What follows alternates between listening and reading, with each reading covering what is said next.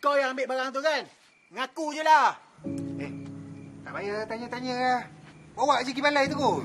Balai apa bagainya ni? Ha? Kenapa? Cucu Oba ni. Tak pernah berubah. Sabar semua. Dah. Tabung surau kita hilang. Dan kami semua tahu, Noni yang ambil. Saya tak curilah. Imam. Daripada Imam fitnah budak Noni ni, baik Imam ambil pisau, rodok je perut dia.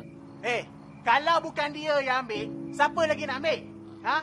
Sebelum dia balik ke kampung ni, elok je tabung tu ada. Lepas dia balik ke kampung semula, tabung tu tiba-tiba hilang. Amboi. Mana bukti?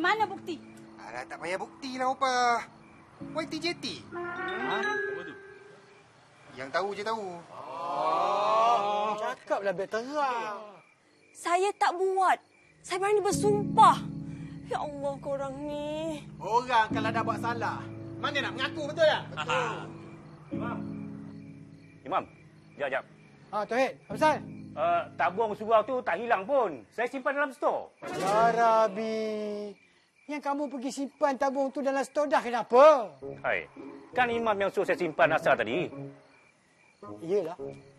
Aku baru teringat. Pemfitnah! Penunggang!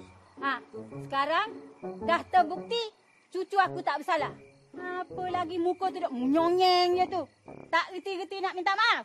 Apa yang cepik lagi, Mam? Mintalah maaf. Kalau dah bercuri tu, dia tak curi hari ni, hari lain dia boleh curi lah. Alah, kalau dah bercuri tu, curi lah. Jom masuk. Dah nak masuk waktu ni. Masuk. Masuk.